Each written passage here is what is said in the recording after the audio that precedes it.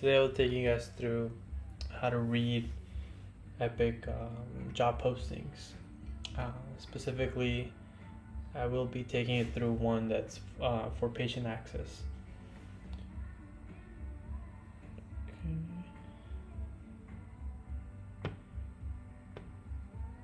Alright, so the first thing I did was just Google Epic Analyst jobs. Pretty simple. And then I went to 100 plus more jobs. And the one that I'm looking at today is the Epic Configuration Analyst Patient Access. The reason why is because I see that it is a remote role. I know a lot of you guys would want to work from home, and you also get more job posting if you look for remote jobs, since you don't have to be in that city or state. Alright, so once we click on that one, we notice that there are 3 links here that will take you directly to the job posting. So this is posted on Lensa, localjobs.com, and the Vanderbilt Medical Center jobs. So the first thing I usually do is look at the look at the organization that posted the role. So here it looks like it's the Vanderbilt University Medical Center organizations, and then based on that, if I see that there's a link that takes it directly to their website, then I would rather get the information from their website, since this is just pulled in from either of those websites. Alright, so let's click on that, and it's going to take us through to their website, which is the Vanderbilt University Medical Center website. And the first thing I do is look for the location, right? Since we're looking for remote roles, anything that says remote or work from home works for us. And then the next thing I do is just read over the job summary real quick so we can read it together here. So this job role is, let me just zoom in real quick so you guys can see better. All right, so this job summary is responsible for in-depth knowledge of assigned Epic system software. They conduct regular day-to-day communication reviews. Review software, demonstrates a deeper understanding of business operations, and works with Epic subject matter experts and end users to tailor the system to fit the organization's needs. Routinely performs an in-depth analysis of workflows, data collection, and other technical issues associated with the use of Epic software. Is responsible for design, build, testing, and maintain those solutions. Okay. And next we'll read over the department summary, which is more tailored to what actual department you'll be working under. So for this analyst role, you'll be working under the patient access services. So that's anything to do with registration, scheduling, things like that. So if we want to read this a little longer here, so the PAS is committed to connecting our patients to care they need to get well and stay well. We work in collaboration with our clinical teams to provide a seamless patient experience, from the first phone call to the day of the appointment and beyond. We continuously strive to elevate our services and reduce anxiety for patients and their families. Our commitment is to our colleagues and our patients is what makes us inspired to serve. And then there's a note here saying this position is 100% remote and operates in a virtual work environment. Interviews, onboarding, and training will also be virtual, which is very important because some roles just say it's 100% remote, but you have to go to the interviews in person and onboarding, things like that. And so high-speed internet is required for this role. And then here you can just learn a little bit more about the organization, in this case the Vanderbilt University Medical Center. We don't have to read over that right at the moment. And it also tells you their accomplishments. It's pretty cool. Not a lot of organizations do that. But it looks like they're a very reputable organization. And this is the part where I want to focus on today, just the key responsibilities. All right, so we're gonna go over each section here in depth. So the first thing that they want they want an analyst to be able to do, all right, their key responsibilities is to independently execute the build, edit, and maintenance of provider and resource templates. So that's pretty easy to explain. And in fact, I'm going to draw this on my tablet here so you guys can see what this actually means. Makes it easy to understand. So in Epic, so Epic's a big database, and each what's it called?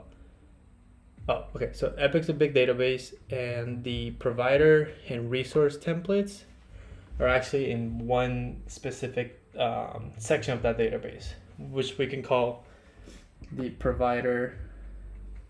Let's see. If you guys don't see my screen, so I'm drawing down here. So there is just one big database called the provider and resource database. So this provider resource database then has many items or specifications for what this we can call it what this I guess this mini database has. So so a lot of those providers and resources are shared since for example in radiology a provider can be a machine, so you'd also classify, I know it's pretty weird, but you'll also classify a ultrasound machine or MRI machine, CT, all those modalities, you classify them as providers or resources. They're the same, you can use them interchangeably, the name. So we have, so those will be the individual records under the provider resource folder, I guess you can think of it. So in each of those providers or resources, for example, the MRI machine, right? MRI machine.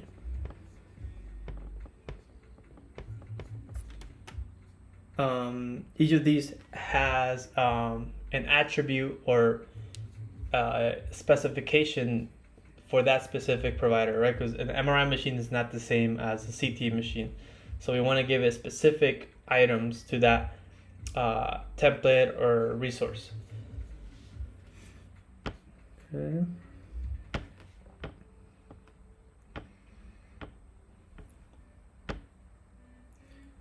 So for this example, the MRI machine, it could have, each machine has a specific AE title. So an AE title, you might not know what that is, but it just helps Epic and the modality talk to each other. So that's the identification that the modality or DICOM uses to understand that this is an MRI machine. So that's like a unique item for this provider or this resource, right? So that's the AE title. You also have a unique name, right?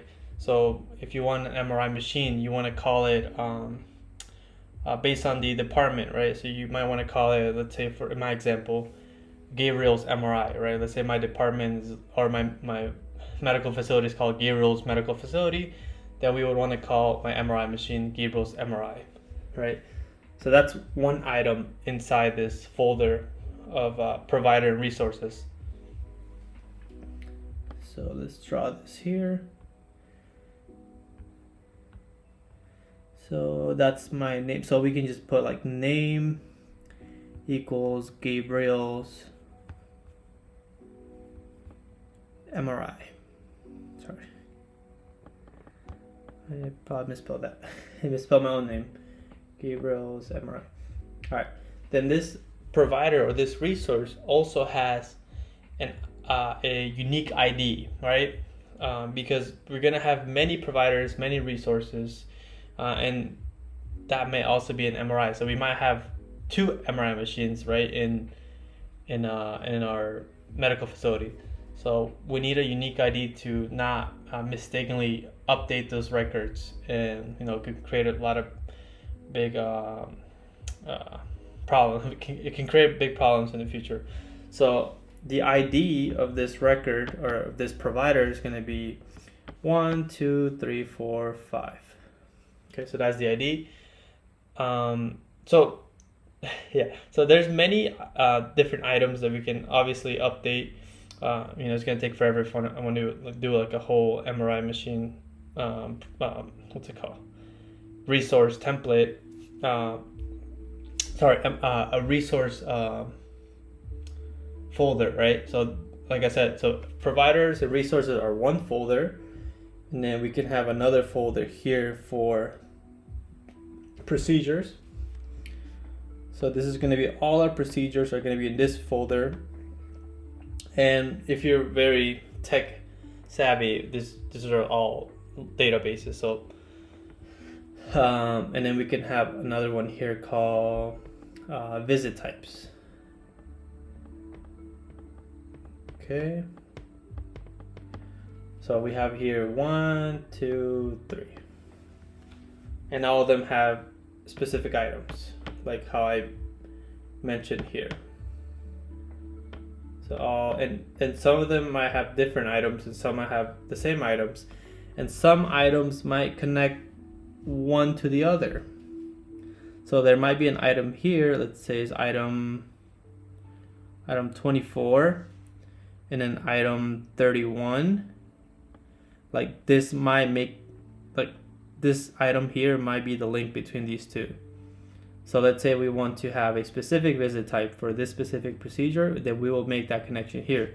So on item 24, we will put the ID of this visit type. 1, 2, 3, that's the ID. And this will start talking, these two records or these two folders will start talking to each other. So that's how we make the connection. So just think about all the records are like that in Epic. There's many folders, and then there's many configurations you make within those folders.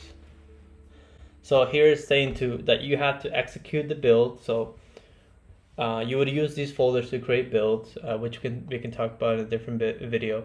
You edit. So what we just did right now. So let's say we want this name to be Gabriel's MRI 2. So MRI 2, we just updated, we edited this record. So if you can do this, then you've got this part down. You can edit records.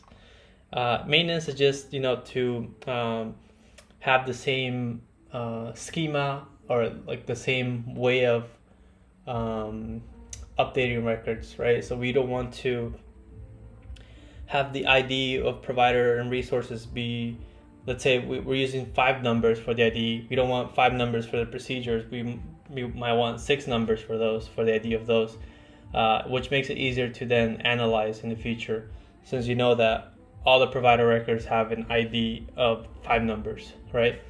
So that's maintenance. And templates are just pretty much how much availability a resource or provider has. Right? So in this example here,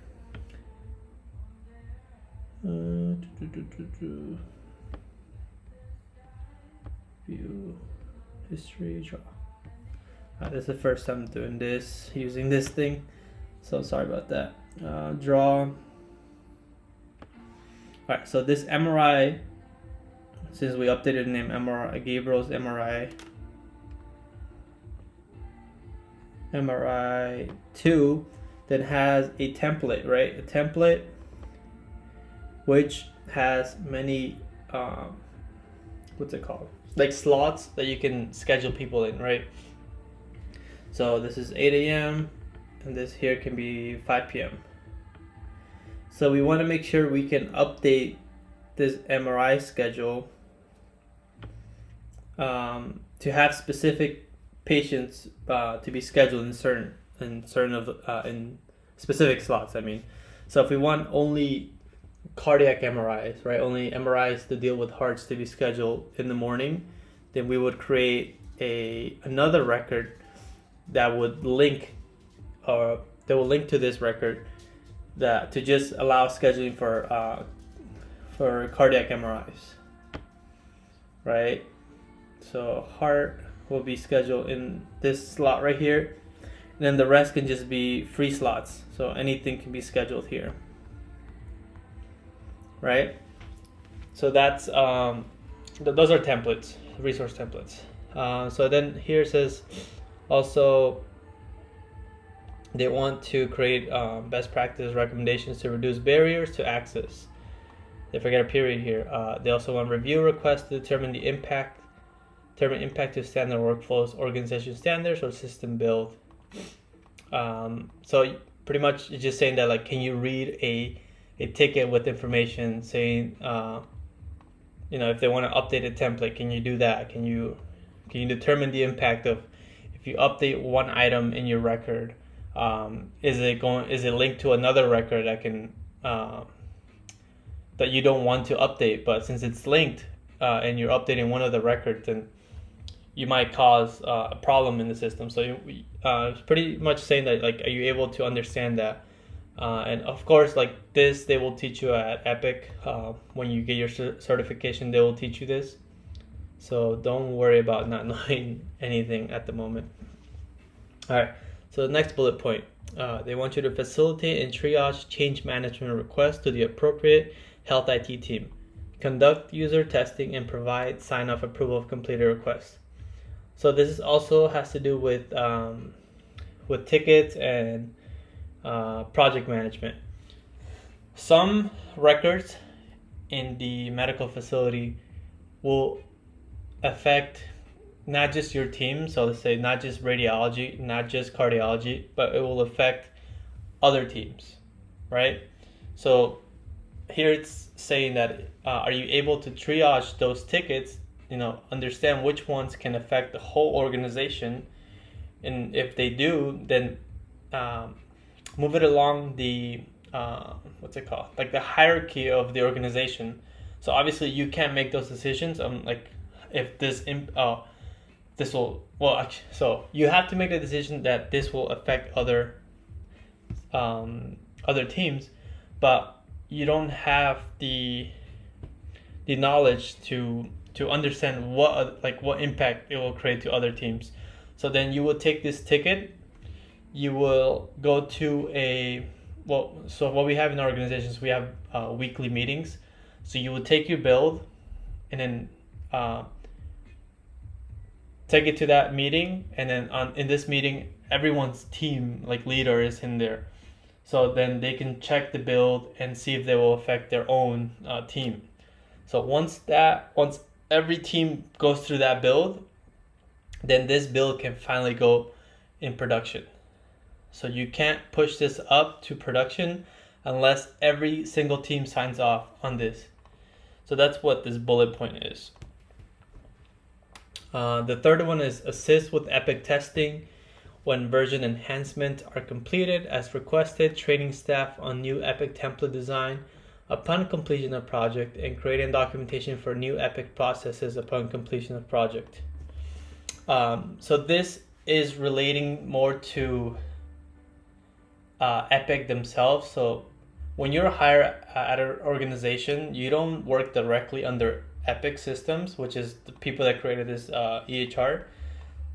So then sometimes they have their own upgrades, their own software upgrades that they push to organizations. So then you have to test those, because it's those updates, those software updates are generalized, so they're not specific for your organization. So you're gonna have to test, make sure that whatever they are upgrading is not going to affect you, affect your organization. So those are version enhancements. So there's always going to be new versions of software, and you pretty much have to be on top of that and just test that nothing's going to break the whole build in your organization, which is different from every organization. So the fourth one here is partner with customer relationship managers and call center leadership to determine system uses related to scheduling challenges, receive and implement requests for online scheduling as appropriate. Sorry.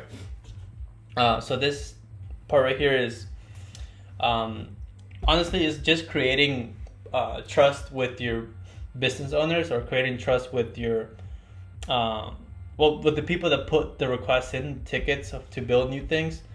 Most of the times when you're going to work with a project leader, which is not a tech savvy person, but they're the ones that are more clinical, so they will know what their department needs, and your job is to help them create that vision that they have of to enhance like patient safety and things like that. For this example is the call center, so you have to be create relationships with the call center leadership, right? And then help them understand the limitations of Epic. The limitations of Epic, and then help them understand how long a project might take. Some projects can be a day, a week. Some can be like months. So make them understand that, and yeah, that's pretty much the key responsibilities. If you can do everything that I just said, you can be an Epic analyst. It's honestly not that hard at all. And then there's some physical requirements here. You'll be able to stand or sit for a long periods of time. All jobs have that, so don't worry about that. And then basic qualifications. Look, this one, you just need a high school diploma or GED and a bachelor's and 2 years of experience. So, a high school diploma or GED and 2 years of experience, or a bachelor's degree. Okay. And that's it for this job. Yeah, so we just went through the job requirements for this. And I think that was a long video. Okay, if you guys have any questions, feel free to leave a comment, subscribe. I will continue to create new videos for you guys. And thank you.